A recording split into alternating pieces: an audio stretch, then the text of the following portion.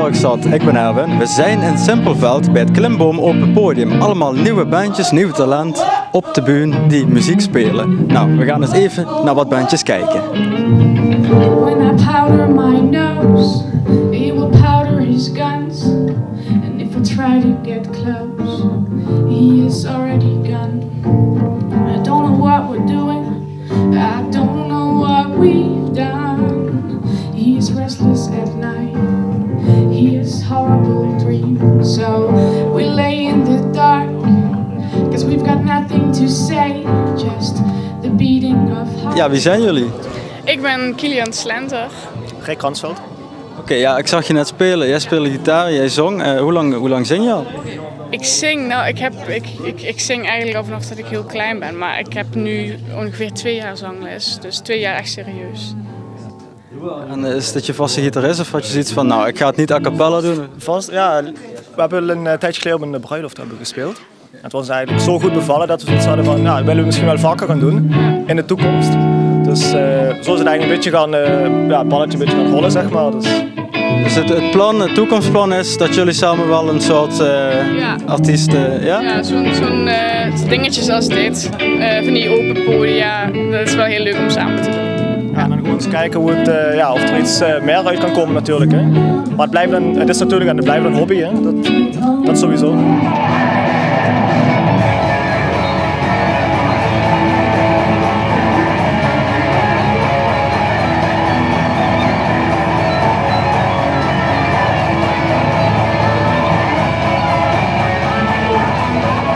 Ik zag je net spelen. Hoe lang doe je dat al? Ik doe al 5 jaar gitaar spelen. Met mijn grote, lieftallig hart wat ik ervoor heb. Dus dat is het. En wat brengt je naar een open podium? Is dat de kans om te laten zien wat je al kunt? Nou, niet om te laten zien wat ik kan, maar muziek is gewoon een uitweg voor mij. Het is gewoon aan de ene kant passie, liefde wat ik erin stop en gewoon gevoel. Dus een heel grote krop emotie eigenlijk, wat ik gewoon kwijt wil. En in muziek is dat de perfecte uitweg eigenlijk. En als mensen dat mooi vinden, dan is het gewoon heel mooi meegenomen.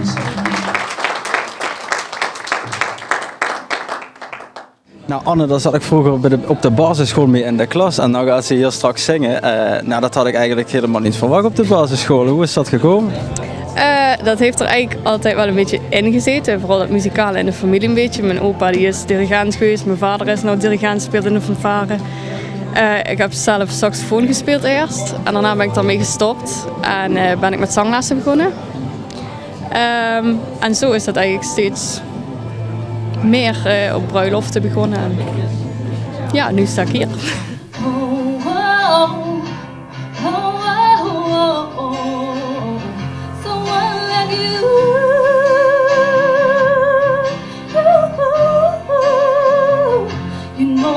I could use somebody, yeah. You know that I could use somebody, yeah. I've been roaming around, I was looking down at all I see. Nou, over een half uurtje komt deze band, dus Rabeljel. En jij bent Tijn, klopt dat? Ja, wat spelen jullie voor soort muziek? Onze muziek is een beetje invloeden van Pearl Jam en een beetje Pink Floyd-achtig. Het is een beetje indie rock. Ja, dat is wat wij spelen, met invloeden uit grunge. En hoe vormt zo'n band zich bijvoorbeeld? Hoe kom jij erbij? Nou, ik ben er eigenlijk bij gekomen via Facebook. Dat is best wel een raar verhaal eigenlijk. Ze zochten een nieuwe bassist en het was meteen van ja, ik heb wel interesse. En ja, toen mocht ik auditie komen doen en toen ben ik erbij gekomen.